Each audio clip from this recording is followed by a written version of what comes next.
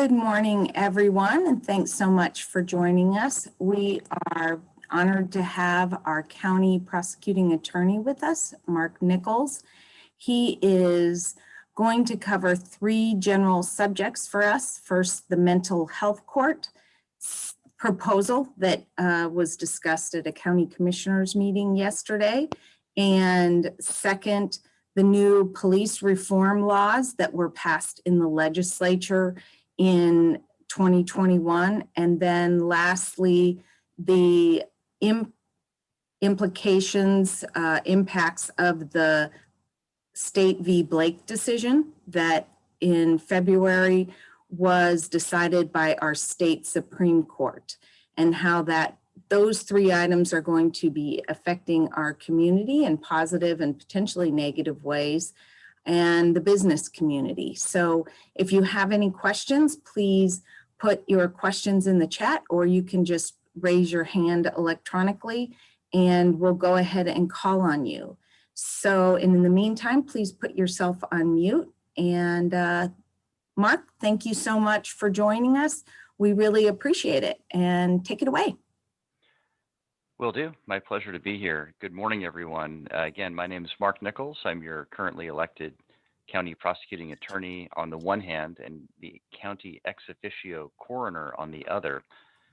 Most of my remarks today will pertain to the work that we do on the prosecutor front, and I will focus and tailor my remarks to, I think, some of the impacts that the criminal justice system can have in relation to having a prosperous community here in Clallam County, recognizing that I think in a word, that's what folks are interested in fostering and promoting, is a prosperous community from far east to far west county. And Colleen, to your remark, yes, the criminal justice system does play a role in that outcome.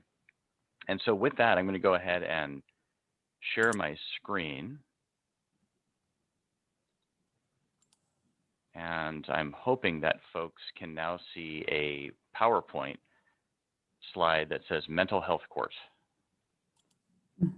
Okay, wonderful, great. So I'm going to go ahead and talk a little bit about a late-breaking development that's been in the news a bit of late. It will, I believe, directly impact the notion of prosperous communities in Clallam County. After I talk about mental health court, I'll talk a bit about the State versus Blake decision, which came down February 25th of this year, and which has some impacts that have already occurred and more that are yet to come. And then I'll also make sure that I build in a bit of time to address at least some general remarks regarding a raft of law enforcement reforms that were passed by the state legislature this past session. And so without further ado,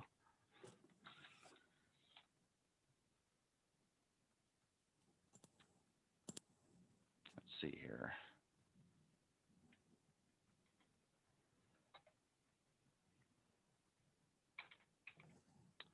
Just trying to figure out how to advance this. Okay, well, here we go. All right, so as folks may have read in the PDN the other day, or perhaps on KONP's website a couple of days back, mental health court has been in the news. And so for those who have not been following the discussion, I thought I'd go ahead and start by just talking a little bit about what they are. Mental health courts are what we term specialty courts that were established to improve the response to individuals with serious mental illness who have come into contact with the criminal justice system. And when we reference serious mental illness, we're speaking in terms of diagnoses that include conditions such as schizophrenia, bipolar type 1 or type 2 disorder, or other dissociative disorders, to name just a few. It's important to understand in relation to mental health courts that not all categories of crime are eligible for participation. This is a frequently asked question that I receive. And what I explain to people is that violent crimes, with but a handful of exceptions, are ineligible for participation in mental health court. So crimes such as murder, serious assaults, cannot come into the program for obvious reasons, that being the individual's behavior presents such a profound public safety risk that we don't want to allow them into a program like this and avoid the ability to have a conviction lodged on their record documenting their conduct. The types of crimes that are involved in mental health court tend to include lower level property crimes, nuisance crimes, crimes such as disorderly conduct, petty theft, for example, malicious mischief. If somebody were to key the front window of a local business would be a good example of malicious mischief. If somebody is disrobing in public and displaying their private parts, that may give rise to a charge that could go into mental health court. Secondarily, in addition to looking at the categories of crimes that are authorized into the program, we also look at the nature of diagnoses. And to my earlier remark, not all diagnoses are amenable to entering into mental health court. Schizophrenia, bipolar type conditions, dissociative disorders can come in. Notably, traumatic brain injuries likely will not be allowed to come into the program, if for no other reason than the science supports that mental health courts have not been particularly effective at working with folks who suffered from a TBI, traumatic brain injury, largely because it's made fundamental changes to their brain that don't allow for the modalities in treatment court to be effective in helping curb their behavior. Why have a mental health court? Well, there are a number of different reasons. What I would respectfully submit as your elected county prosecutor and as a person who has been in this business for about 20 years and who prior to that spent about 5 years in law enforcement, I would say that the current criminal justice system, the traditional system as it were, has been demonstrated to be largely ineffective in dealing with people who are profoundly mentally ill, who come into the criminal justice system by and through the men and women of law enforcement. And so, for example, just hypothetically speaking, law enforcement can show up to a reported disturbance in downtown Port Angeles. As an example, that once there, they could contact a person who was perhaps panhandling. Maybe the allegation is that they stole a low dollar item from a local retail merchant. Law enforcement can go ahead and arrest that person or refer them for prosecution. We'll go ahead and prosecute them as we've done for years.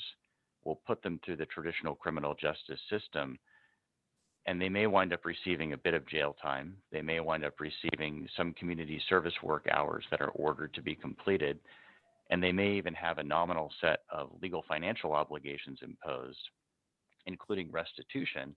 But at the end of the day, oftentimes these folks are judgment proof. They don't have money to pay their legal financial obligations, including restitution. They're not necessarily great at follow through when it comes to completing community service work hours. And the direction in which our state law has evolved is one that doesn't allow them to be incarcerated for a substantial period of time. And so what we see is prosecution effort occurring, quite a bit of public taxpayer monies going into the arrest of these folks, the prosecution of them over the course of a year or so, only to see them back out on the street, evidencing the very same behaviors a week later that resulted in them being arrested in the first place. And so the system has not been effective for that reason. We can provide a slap on the wrist for many of these lower level offenses, but we are not really being effective at changing the conduct and behavior of those folks who are perpetrating the crimes and having a deleterious effect on the public safety of Clallam County. And so why not try something new that has been demonstrated to work in a number of other Washington jurisdictions? It's not going to solve all problems, to be clear, but I strongly believe that this will be more effective at addressing a bandwidth of criminals in Clallam County who are people whose behavior is being driven by an underlying mental health disorder more so than a sociopathic tendency, for example. Stated somewhat differently, a lot of these folks are not bad people. They're sick. As a symptom of their sickness, they're acting out in ways that place them in violation of the law and have a very corrosive impact on the quality of life for folks who live in Clallam County and who travel to it. This court would be cited in Clallam County District Court 1. Dave Newport, who's the presiding District Court 1 judge, was kind enough to vet this proposal and about 6 months ago reach out and let me know that he was quite interested in hosting the court in District Court 1. A bit about Dave Newport that some folks may not know. Number one, he served as a former attorney for the Housing Authority, and so he's well familiar with housing resources and challenges throughout Clallam County. That's a handy knowledge base to have for a judge who's going to be overseeing this program. And of course, he also has been quite involved with Peninsula Behavioral Health over the course of years. He's also worked as a public defender. In fact, years ago, Judge Newport was the, I think, Clallam Jefferson public defender, unbeknownst to many. And he has experience in prosecution as well and civil law. And so he has a very rounded skill set, true passion for the program, and shares a belief that we can do better through this district court mental health court than the traditional courts have been able to perform in relation to this bandwidth of offenders. Where will the court operate? Based on Judge Newport's remarks from as recently as Monday's work session with the County Board of Commissioners in the old historic courthouse, likely Monday afternoons is our tentative plan. And we're hoping to commence operations by not later than the end of calendar year 2021. This has been a long-standing interest of mine, certainly, and a number of other folks in the community. It hasn't been a particularly easy sell, largely because many folks haven't understood how the court might operate and how it might help communities across the county. And so again, I would underscore that what this court will allow us to do is to deploy resources in a slightly different way and target addressing the underlying mental health disorder that's causing the aberrant behavior. And we believe that if we can, through the filing of a criminal charge, use that as a hammer to incentivize people enlisting in or enrolling in the mental health court, we can actually get them to receive an evaluation, have some treatment recommendations, and have some weight over their head in the form of the judge who will hold them accountable to following through with treatment recommendations. Again, the goal is to get folks help, allow them to become more lucid with respect to what's happening in their life, reestablish family and friend connections, put themselves in a position with some assistance where they'll have a roof over their head, and essentially allow them to become productive members of society and stop engaging in the types of conduct that have been so concerning to many. And this is the conduct and behavior that I think really plagues the business community in many respects. It has probably a disproportionate impact when it comes to the downtown corridor, for example, in Port Angeles, our largest city center. And it also has a negative impact, I believe, on tourism. And as I've listened to and followed some of the discussions surrounding the revisioning exercise in relation to the downtown Port Angeles corridor, this is a program that I think will feature nicely in relation to helping address some of the behavior that's occurring that's more optically obvious to people driving through that district and for tourist traffic coming through county. How will the court be funded? This is a great question and a wonderful one to have asked. As with all new government programs, this is going to cost money. For those folks who are tax averse, and that I'm imagining is probably most of those tuning in, what I'll say is that the good news is that there's no new tax or new money that's required to fund the mental health court program. The bad news is you're already paying a tax that does so. And this comes in the form of what we call the Hargrove Fund tax. And by way of a little bit of background, in 2005, the Washington State Legislature, largely at the behest of then Senator Hargrove, who's probably known to many folks here on the North Olympic Peninsula, went ahead and developed a new tax. And the tax allowed for a 0.1% retail sales and use tax revenue stream that was earmarked specifically for use to address substance use, mental health, and therapeutic court programs. These monies were intended to be bridge monies to fill gaps within rural counties, for example, that didn't have enough money to fund some of these more innovative programs that could pay forward benefits to the community in combating drug use disorders on the one hand, and blunting some of the impacts of mental health disorders for folks coming through the criminal justice system on the other. Notably, the Hargrove Fund has been in place in Clallam County since March of 2006, when the then Board of County Commissioners adopted an ordinance that implemented the tax. Monies from that tax revenue stream go into a designated fund in county government. Traditionally, they've been deployed in one of two ways. Either the County Board of Commissioners, at the request of one or more elected officials, has essentially listened to a proposal, and if it's deemed to have a good rationale and one that can benefit and comport with the purposes of the tax, the commissioners will appropriate monies towards a particular purpose. A good example is that of our county sheriff's office within the jail, which falls under the charge of the sheriff. There is a position that deals intensively with offenders who are mentally ill within the jail environment. That position is funded through Hargrove taxes based on a pitch made by the sheriff to the Board of Commissioners.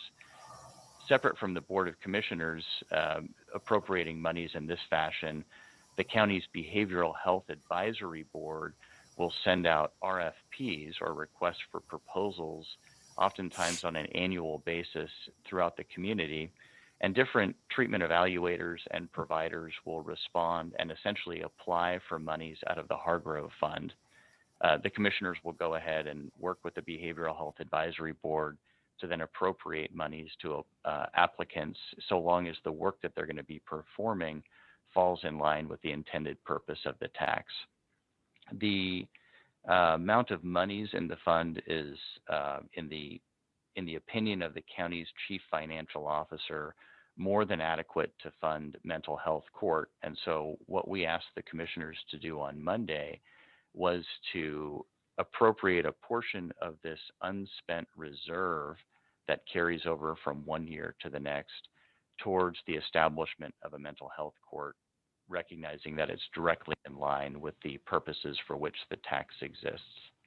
And so there's no new money, there's no hidden assessments. Instead, we're going to be taking taxpayer dollars that were intended for this purpose and actually putting them to use for it. Of note is that at present, to the best of my knowledge, and this is according to data contained on the Washington Administrative Office of the Court's website, there are 15 counties across the state of Washington that have seen fit to create mental health courts. Included within the 15 are neighboring Kitsap and Jefferson counties, which is something that Judge Newport and I both found to be quite interesting. These counties saw fit to put these programs into place a number of years ago. I personally went and audited their programs. I spoke with the judges who oversee the mental health court programs in each of these two counties, as well as others.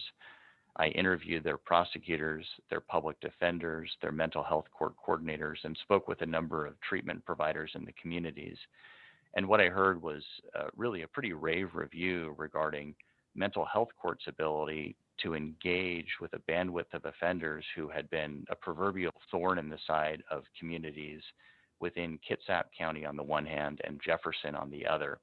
And so people who had been fairly cast as participating in the revolving door exercise of criminal defendants either stopped coming through altogether, or we saw a rapid and a marked reduction in the recidivism following completion of the program. And so that's our goal here in Clallam, is to host the program, hopefully entice a particular bandwidth of offenders to participate in it, help them in a different way that's going to prompt them to change their behavior so we don't see them coming back into the criminal justice system anymore, and we stop seeing them engaging in some of the behaviors that are very corrosive when it comes to the quality of life in our communities. There's quite a bit of support for the mental health court concept in Clallam County. In addition to Clallam County's Law and Justice Council voting in 2020 to make this their #1 priority, Peninsula Behavioral Health on the one hand and West End Outreach Services on the other are both strong supporters of this program. In addition, Olympic Medical Center has authored a letter of support. A number of private sector treatment providers have expressed their strong support for this program. Local governments, including Port Angeles, Sequim, and Forks, have all spoken in favor of having a mental health court. And notably, the Olympic Peninsula chapter of the Military Officers Association of America also authored a strong letter of support, recognizing that a number of their constituents, folks who've served our country with honor and distinction, come back oftentimes plagued with some mental health challenges. And it's not uncommon that they come into the criminal justice system. MOA, as it were, is interested in seeing those folks receive some help, not simply be blindly punished for bad behavior. And so by way of next steps, I think as of Monday, we've effectively been able to obtain a funding solution following our discussion with the County Board of Commissioners. I see that just from my limited sidebar on participants that Commissioner Johnson's joining us. Randy, my thanks for your support for the program. And so we anticipate that there will be a budget resolution forthcoming from county government that memorializes funding for this program, probably for anywhere from a 3 to a 5 year period, so that we have an opportunity to give this a good college try, with the understanding that if the program doesn't work based on metrics and data that we're going to track, we're going to make that report to the commissioners in due course, and we'll shelve the program if we need to. It's my hope that it will work and that there will be a strong rationale to keep it in place, but I'm very sensitive to government not entrenching behind a new program simply for the sake of entrenching. It doesn't really get us ahead, in my opinion. And good government involves the ability to critically look at new programs and evaluate whether they're working or not, and letting that metric determine whether or not they continue in operation.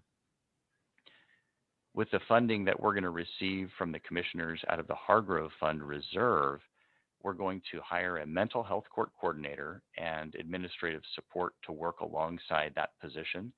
The coordinator position is really quite important based on our outreach to other counties, in that this is a person who needs to have some degree of knowledge and experience working with clinicians within the medical system who deal with mental health disorders.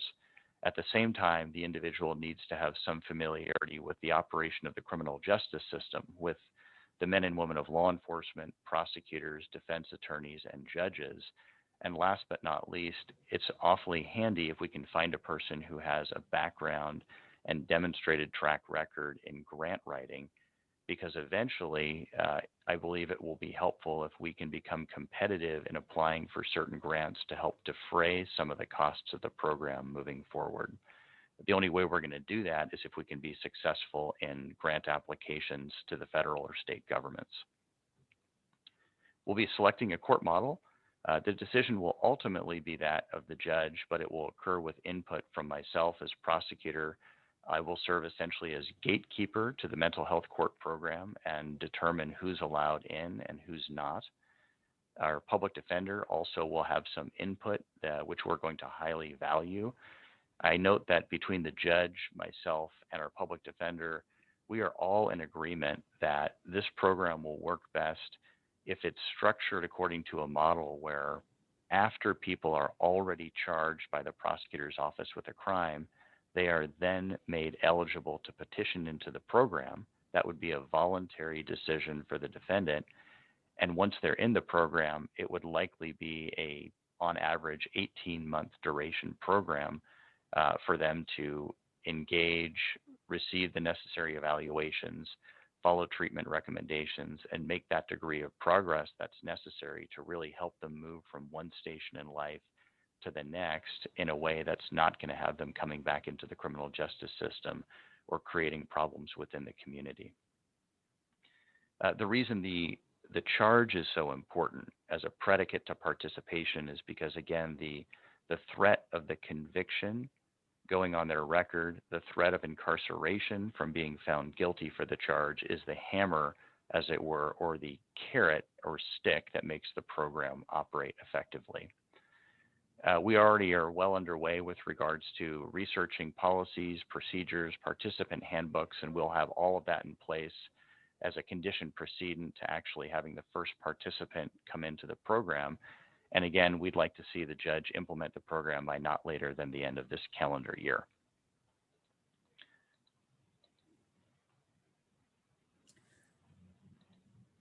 So, Mark, we have several questions in the chat. A couple of them are from me. So before we move on to State v. Blake, I'd love to get some of those questions answered. So the first one is, what is your estimate of the size of the population as a percentage of all defendants and in total numbers? So I haven't run a calculation on that. It would actually be very difficult to do. What I can tell you is that while a great many of the folks who are charged with crime in Clallam County likely suffer from some form of mental health disorder, I would guesstimate based on what I know to be our frequent flyer population. These are folks who are just perpetually coming into the attention of law enforcement. They are constantly being referred for new crimes to the prosecutor's office, that we've probably got less than 50 individuals, 50 county-wide, who occupy a disproportionate amount of taxpayer dollars with regards to how much law enforcement resource they take up, how much prosecutor resource they take up, how much court resource they take up.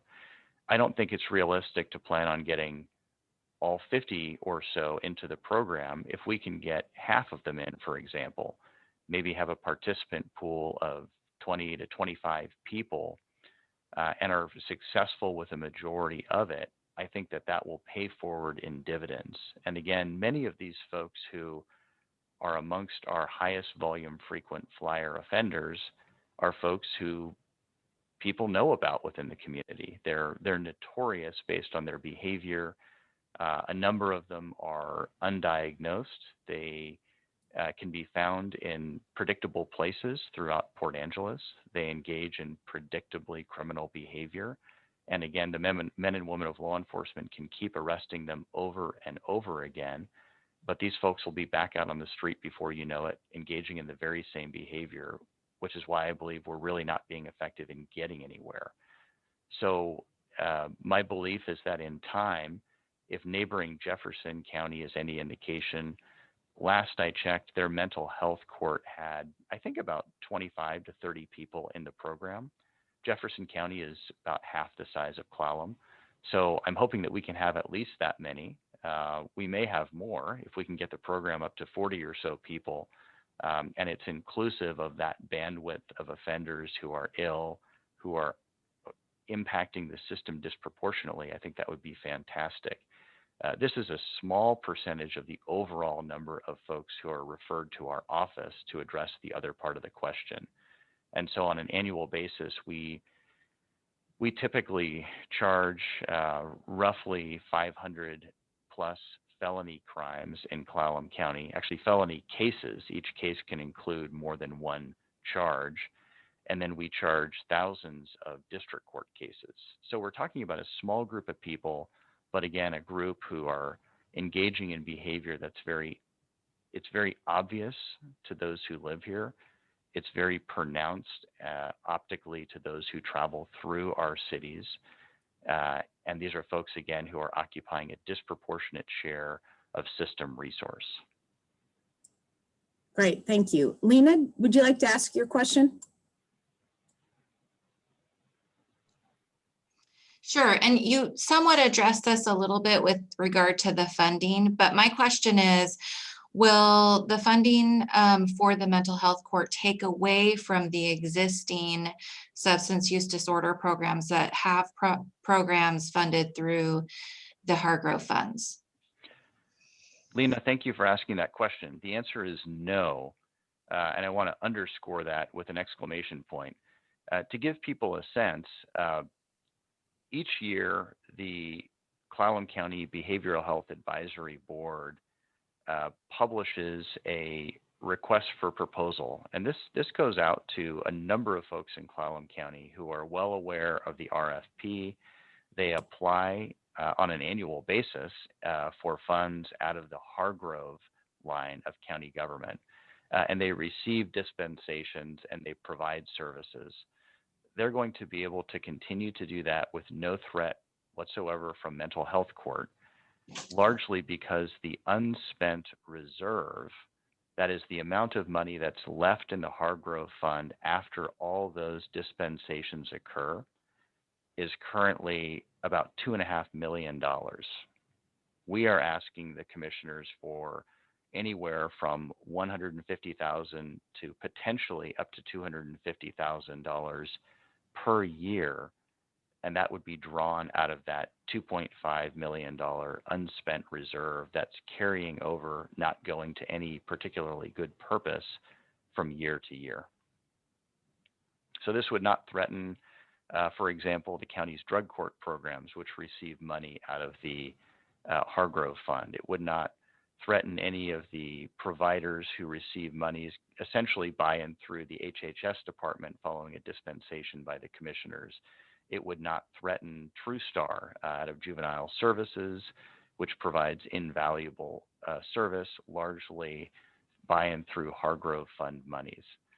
There's ample monies in this fund to support this program and those others that have traditionally received monies in Clallam County. Great, thank you. So we've gone through about 35 minutes now. And I know we still have 2 more topics. So let's jump into the next 2. Okay, and so this becomes a little more interesting from a boots on the ground perspective, at least at this juncture. And so for those who have not tracked this discussion, I'm going to talk a little bit about an interesting case. It's really a landmark case that came down from the Washington State Supreme Court on February 25th of this year. The case is captioned State versus Blake. And I think I'll just start with the facts. This case involved a defendant named Shannon Blake, who was charged with felony drug possession after police found a small bag of methamphetamine in the coin pocket of her jeans. And I believe that the facts that gave rise to the high court's opinion occurred back in maybe 2016 or 2018, so a number of years ago. And that just speaks to the time it takes for these cases to work their way up to the highest court for review. Ms. Blake said that she didn't use drugs and was given the secondhand jeans as a gift just 2 days earlier. And so in essence, she wasn't denying that she had methamphetamine on her person. She was just saying she didn't know that it was there and it was not hers. Because Washington State's drug law didn't require that defendants knowingly had drugs on their person, Ms. Blake wound up being charged and convicted with a Class C felony offense, and that offense was simple possession of a controlled substance, in this case methamphetamine. The Washington Supreme Court heard this case after it had gone up from the trial court level through the Court of Appeals and ultimately been accepted for review by the state Supreme Court. And while the court said a number of things through its opinion, from a brass tacks perspective, it held that the state statute that criminalized the simple possession of controlled substance was unconstitutional and in violation of the Due Process Clause of the Constitution, thus rendering it void. Of consequences that the High Court's opinion, while it came out on February 25th, 2021, it was retroactive in application and so applies back in time to the inception date of the underlying statute, which was adopted back in 1971, so about 50 years ago. And so the morning of the 25th, when the High Court published its opinion to the State Bar Association and special interest groups, we learned in Clallam County, like all prosecutors' offices around the state, that the law had fundamentally changed. We didn't initially appreciate to what degree and magnitude. And so I'm just going to talk briefly through some of the things that we've had to do because the law changed the way that it did. The morning of February 25th, we immediately had to stop charging simple possession of controlled substance cases. And so for anybody who was in jail, arrested on February 24th by the men and women of local law enforcement for being in possession of meth or heroin or fentanyl or speed or ecstasy, you get the idea. We had to cut them loose with no charges filed because the underlying statute had been rendered void by the High Court. We also had to arrange for the immediate release of all pretrial detainees whose only charged offense was simple possession of a controlled substance. And so, for example, if somebody had been arrested by the men and women of law enforcement, say sometime in January, and we had charged them with simple possession of drugs and argued successfully for bail, and they were sitting in jail awaiting trial, they were immediately released on the morning of the 25th when the opinion came down. We've been working to obtain orders vacating the judgments of all persons in the jail who are currently only serving time for simple possession. And so, again, if somebody was perhaps convicted for the crime of simple possession of drugs in January of 2021, and they were serving time in the county jail, which was their sentence as imposed by the court, we had to arrange to have them immediately released on the morning of the 25th, again, because they were serving a sentence in connection with a statute that had been rendered void by our High Court. In addition, we had to recall all arrest warrants issued in cases in which the only charge was simple possession of a controlled substance. And so by way of example, if somebody in 2010 was charged with possession of methamphetamine in Clallam County, showed up for their first court appearance, but then stopped showing up thereafter, there may have been a failure to appear arrest warrant issued for them. That could be active for 10 or more years, awaiting for a law enforcement officer to contact that person again.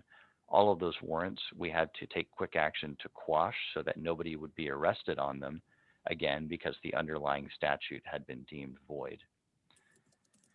More involved is that we've had to work to either dismiss with prejudice all cases in which the only charge is simple possession of drugs, or note up a motion to file an amended information that charges another crime in circumstances where the facts will allow us to do that. Our drug court program has taken a hit as a result of State versus Blake. I spoke recently with our drug court coordinator. He explained to me that about the time the Blake decision came down, our adult drug court program had 60 participants in it. More recently, it now has about 20. And so not all of that is directly attributed to State versus Blake, but quite a bit of that reduction in participation is. And so in some respects, not only State versus Blake, but the direction in which the state of Washington is heading may raise a question regarding the continued viability of drug courts across the state 5 and 10 years down the road, just depending upon the public policy that's going to be advanced by our legislature. And again, we'll talk more about that later in the program. We also had to make a number of esoteric adjustments to defendants' offender scores. There's a number of folks who are currently serving time in prison who have been and or who will be released early because we've had to recalculate their prison sentence based on the fact that they had one or more prior convictions for this offense in their record, all of which need to be swept clean. And then financially, and this is really an entangled mess, frankly, we have to go through a reimbursement exercise because for each person who is convicted over the last 50 years in Clallam County for simple possession of drugs, and who at the time of sentencing was ordered to pay LFOs, legal financial obligations, and who actually did pay them into the system, we need to go through a massive accounting exercise to take inventory of and identify all those monies that were paid into the system. And these folks are now entitled by operation of law to have those monies reimbursed to them. The estimate last time I heard is somewhere in the $150 million range statewide, to give you a sense of the financial impact of this decision. A portion of those monies are going to be reimbursed by the state. The state has left about half of them on the table for the counties to deal with. For counties like Clallam that have been very diligent about managing their finances, this will certainly be a hit to us, but it's not going to be a crippling one like it will be to a number of smaller Eastern Washington counties that are really hanging on by a thread when it comes to their annual operating budgets.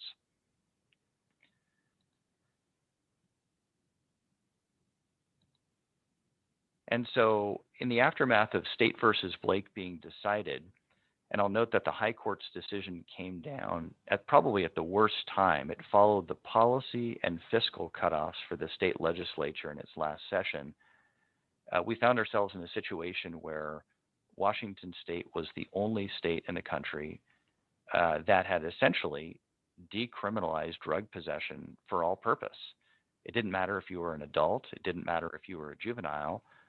What was illegal to possess on February 24th was legal to possess under our state law the morning of February 25th. This really created some challenging public policy messages. If you can imagine our children, for example, everybody's familiar with the dreaded MIP. I joke with parents whose children get one that most kids experiment with alcohol. It's the ones who are slow who get caught who wind up coming into the system receiving or facing an MIP charge. Well, interestingly, MIP remained on the books the morning of February 25th as a crime.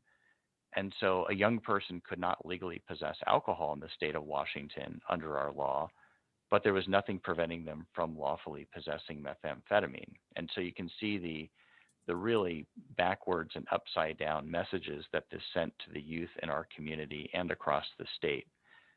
For that reason, among others, prosecutors, even public defenders, and other folks started lobbying the legislature to do something to fix this situation as quickly as possible. As you might imagine, there was quite a bit of controversy and discussion in Olympia. At one end of the spectrum, there were legislatures who simply wanted to see the statute, which had been deemed void, amended to include the word knowingly, such that a person who is in knowing possession of controlled substance could be criminalized with a felony offense, as we've done for 50 years. They essentially wanted to restore the status quo by making a surgical fix to the statute and letting the men and women of law enforcement continue dealing with drug crimes the way that they had for 5 decades and letting the criminal justice system do its work similarly. At the other end of the spectrum, there were folks who were proponents of completely decriminalizing drugs, according to various European models. And then, of course, in between these two extreme end positions along a spectrum were a host of legislatures who were advancing middle ground proposals. What ultimately happened was the legislature did act, I believe, on the last day of session. They voted in favor of Senate Bill 5476, which was subsequently signed into law by the governor, and it is the law in the state of Washington to present day. What it does is convert the offense of possession of controlled substance from a felony to a misdemeanor offense. That's probably the most significant change made by the state legislature. Secondarily, the new law requires that on the first 2 occasions when law enforcement contacts an individual in the state of Washington and they're found to be in possession of drugs, no longer can law enforcement arrest them for that offense as they've been able to do for the last 50 years. Instead, they're obligated on each of those 2 contacts to refer the offender to assessment and services. But there's no accountability measure. That is, there's nothing to keep folks honest and require them to actually go receive the referred evaluation and follow treatment. It's only on the 3rd contact by law enforcement that an individual can be referred to the county prosecutor's office or the city attorney's office, as the case may be, for criminal prosecution. But even in that circumstance, the state legislature's new law, it encourages but not require that prosecutors and city attorneys continue to refer folks for evaluation and treatment in place of charging them with a crime. And so different prosecutors are probably going to approach this differently. From my perspective, to the extent the men and women of law enforcement contact someone in our community on 2 prior occasions and make this referral for evaluation and treatment, and the person continues to come to the attention of law enforcement, I'm disinclined to divert them a 3rd time. Reason being, if they're not going to follow through with the first 2 referrals, I have no reason to believe they're going to with the 3rd. It's time for the system to actually come into action and do something to try to create a deterrent and stop the behavior that's occurring. So Mark, Lena has a question about that, and I do as well. Lena? Oh, yes. So my question is, does the law include any amount of the controlled substance in question? So I believe it used to be if it was under a certain, number of grams or whatever, it was a misdemeanor. And if it was over that, it was a felony. So does the current law have any quantification on what is a misdemeanor based on the volume of the controlled substance in question? Great question. The answer is no. And I would note that the former law that was on the books for 50 years didn't actually quantify an amount or criminalize a particular amount. It was simply the case that if a person was found in possession of methamphetamine, technically in any quantity, they could be prosecuted for a Class C level felony offense. Certain Washington counties, most notably King County, and I think perhaps Snohomish as well, they took action years ago through their prosecutor's office to build in quantity thresholds. And so it's been the case in and around King County for years that if law enforcement contacted a person who is in possession of, say, less than 2 grams of methamphetamine, law enforcement might take that away from the person, although not always, but they would not refer them to the prosecutor's office for a crime. And that was based upon the King County prosecutor's exercise of his discretion. We never deviated in Clallam County from the strict letter of the law. And so if the men and women of law enforcement here contacted someone in possession of a 0.5 gram of methamphetamine or heroin or fentanyl, and they referred them to our office, we have traditionally filed felony charges against them in connection with that possession.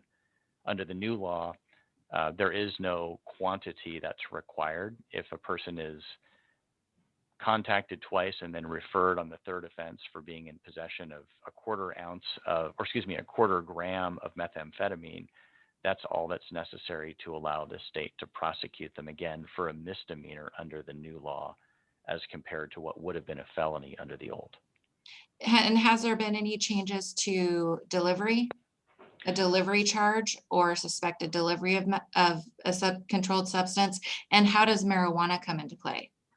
There has not been any changes to any of the drug crimes that contain what we call a mens rea or an intent requirement. So possession of drugs with intent to distribute, i.e. drug dealers, they can still be prosecuted at a Class B felony level and will be in Clallam County. Similarly, if somebody is manufacturing drugs, there's an intent, there's a purpose and a way in which they're doing that. There's a design to their plan. They too will be prosecuted for manufacturing controlled substance. To answer the second part of your question, marijuana, it's undergone quite an evolution in our state. The majority of the citizens of the state of Washington voted probably at this point 5 or more years ago to legalize marijuana for recreational purposes up to a certain quantity. Even in Clallam County, I believe 55 or 56% of the electorate voted in favor of that change. I did not personally. I feel that it was ill-advised, but the citizens have spoken statewide and in Clallam County. And so as a result, marijuana is really treated now by the law more like alcohol than it is a hard drug. If somebody's found to be in possession of a large enough quantity of marijuana, that a jury would be persuaded that there's no way this is for personal use. This is being possessed probably as with an intent to distribute throughout the community. We'll charge cases of a larger scale, but if somebody's found in possession of a smaller possession of marijuana, or it's even close to the legal limit, it's really not worth the system resource to try to prosecute them, because in my experience, citizens' tolerance for marijuana has gone up significantly. And again, with so many people using it, and based on discussions I've had with frankly, a broad cross-section of citizens, most people don't feel it's the best use of the system time to prosecute people for being in possession of marijuana, again, unless it's an egregious case. Thank you. You're welcome. Colleen, you mentioned that you had a question as well. Very quickly, so for those people that were found guilty of a felony previously, are they now guilty of a misdemeanor, or has that been completely wiped off the books? It has been completely wiped off the books. Okay. And so, and this is of consequence, frankly, because when we speak in terms of revolving door offenders, many of these folks are individuals who over the course of decades came in and out of Clallam County's criminal justice system because they were found by law enforcement to be in possession of heroin or meth or what have you. And we would repeatedly prosecute them for these offenses. Each time we prosecuted them for a simple possession of drug offense, they would incur a point in their criminal history. For a number of folks, they incurred so many points that they eventually wound up finding themselves in prison range sentences. And so last time I spoke with folks from DOC, off the record, they were remarking how surprised they were to see not only the number of people who were being released from prison based on recalculation of their offender scores, that is, after you wash away all these drug convictions, but also who some of the folks are who are being released. Because you can have a person who, for example, has 4 prior simple possession of drug convictions on their record, which increases their offender score to 4, and then they commit a serious assault. And when they get sentenced, they're sentenced for maybe a Class B violent crime with a criminal history score of 4, and that puts them in prison for a decent chunk of time, even under our state law. But now that we're having to go back and recalculate their criminal history score, many of those folks are going to be released immediately with time served into communities across the state. And so of concern to me is that we actually have some pretty violent people, I believe, who are going to be released from our prison system. Some percentage of them are going to land here in Clallam County. They'll unfortunately be some degree of recidivism. We know that just statistically, and they'll come back into the system, and we'll do what we can to put them back into prison. But these are just some of the ramifications or ripple effects that are occurring as a result of that decision. So we have about 5 minutes left, and I'd love to get to the police reform laws that have been implemented. Yes, and let me start by just providing some broader remarks regarding this. For folks who haven't been following this, police reform has been in the news for years, frankly. In Washington state, folks may recall Initiative 940 several years back. That was a citizen-born initiative that was focused on reforming law enforcement disciplines in relation to use of force. Washington was ahead of the curve in addressing that subject matter. And when I say ahead of the curve, I mean that Initiative I-940 in Washington passed well prior to all the events that occurred and the murder of George Floyd, which served as really a flashpoint event nationally. So we have, in the state of Washington, gone through the process, starting prior to all things George Floyd, of reforming law enforcement as a discipline with a mind's eye towards trying to change laws in a way that would reduce excessive use of force and attendantly increase public confidence in the law enforcement disciplines. I think at the heart of the movement, those were the two fundamental goals that the legislature was focusing on. I-940 never really had a chance to get off the ground and be tested in Washington state, largely because of everything that occurred with George Floyd and the national attention that was put on the discipline and the subject matter. Largely in response to all things that occurred last year, our state legislature made it a priority to focus on law enforcement reforms. There were about a dozen or so that were pushed through. There were even more that were proposed. And I think what's important for folks to understand is that the legislature, and I'm reading from essentially a portion of the new legislation contained in House Bill 1310, it reads, and I quote, "The legislature intends to address excessive force and discriminatory policing by establishing a requirement for law enforcement and community corrections officers to act with reasonable care with carrying out their duties, including using de-escalation tactics and alternatives to deadly force." It also goes on and states it is the fundamental duty of law enforcement to preserve and protect all human life. And so from a big picture perspective, because we don't have time to get into all 12 reforms, I can tell you that I believe the challenge that has already started to play out involves trying to reconcile allowing law enforcement to discharge their core duty of protecting and preserving all human life and simultaneously not running afoul of any of the prohibitions that the legislature has built in with regards to officer discretion in relation to the use of force to make a situation safe. There is little agreement between prosecutors, city attorneys, law enforcement leaders, and probably defense attorneys around the state regarding the proper interpretation of this latest raft of reforms. I can tell you that we are working very closely with our sheriff's department, with some of the city police departments to try to come to a common understanding of the true impact of some of this legislation. Suffice to say, the men and women of law enforcement are going to need to be much more careful. They're going to need to take more time in relation to deciding when to engage with folks in the community, when they engage, whether to use force or not.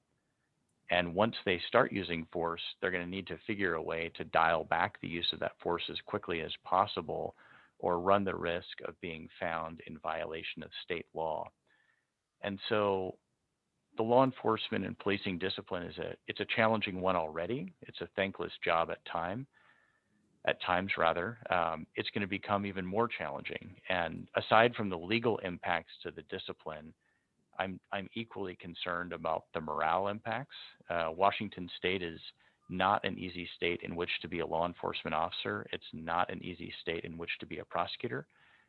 We actually have the least number of law enforcement per capita out of any state in the country. That's a fact that's little known to the traveling public.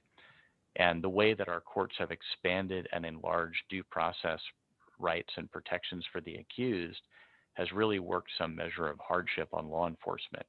Now what's happening through these latest round of law enforcement reforms is that some of the tools that have traditionally been available to the men and women in their toolbox are being removed or placed at further reach away from them. And so we're probably going to see some impacts from this starting on or about July 25th, which is when a number of these legislative revisions take effect. And that's just a little bit that I'll say about what's happening. There's undoubtedly going to be more to come. I believe that law enforcement leadership has been trying to be out front and educating the community about the fact that their officers may not be able to show up and do all the same things that they traditionally have moving forward, either because they're trying to avoid theories of liability in a very litigious day and age in which we live, or because they believe that they can't under the language from some of the new law enforcement reforms. Great, thank you. So we're a little bit past 9 o'clock. The one last question I wanted to ask generally is, how do you see the changes to the drug possession laws affecting the calendar for civil cases that may involve businesses that are trying to get some resolution between private parties? I don't know what the impact is going to be. I do imagine there's going to be one, if for no other reason than we are with increasing frequency on the receiving end of notices that are being filed by criminal defense attorneys or even pro se litigants who are wanting the state of Washington to take some action to either vacate their conviction or return legal financial obligation monies that they paid into the system, or recalculate their offender score and have them released from prison early. We have in Clallam County 3 full-time Superior Court judges. We have a full-time family court commissioner who also works under the umbrella of the Superior Court. I think according to Administrative Office of the Court statistics, at least, a county of our size with the activity level we have technically warrants, I think, 4.5 judicial officers within the Superior Court branch. They're doing a pretty good job from my perspective at trying to coordinate and manage calendars and not allow everything that's happening with State versus Blake to overshadow all of the other important matters that need to be able to timely be resolved through the system. And that includes not only business contractual disputes, but also things like dissolutions and so many different types and varieties of family law proceedings. And so that's a question, the answer to which we're probably going to need to learn together over the course of the next year or two. Okay, thank you very much. You're welcome. So, yeah, it's 9:04, and so I think we should call this a morning, but Mark, we really appreciate your time and your expertise and the work you do on behalf of Clallam County and our citizens. So thank you so much for joining us, and have a great day, everyone. You're welcome. Thank you. And I think by way of closing remark, I would just note that while in my personal opinion, some of the changes that have occurred, and I speak in terms of, I think, some of the broader societal impacts from State versus Blake and the temporary legislative fix that's been put in place, I think actually are going to work hardship on public safety and society. And that's one person's opinion. I think that is going to be balanced in part by the mental health court effort, which I'm hoping folks have learned a bit more about. And I think that will truly be part of a solution to a very complex set of challenges that our community is facing, just like every community across the state. So thank you for the time this morning. I really appreciate it. If anybody has any questions, please feel free to call me or email me. My direct line in Clallam County, for those who have a pen handy, is 360-417-2590. You can also email me at mnichols@co.clallam.wa.us. And so I'll do my best to answer your question, and if I can't, I'll tell you why. Great. Thank you so much. Yeah. Have a great day, everyone. Bye-bye.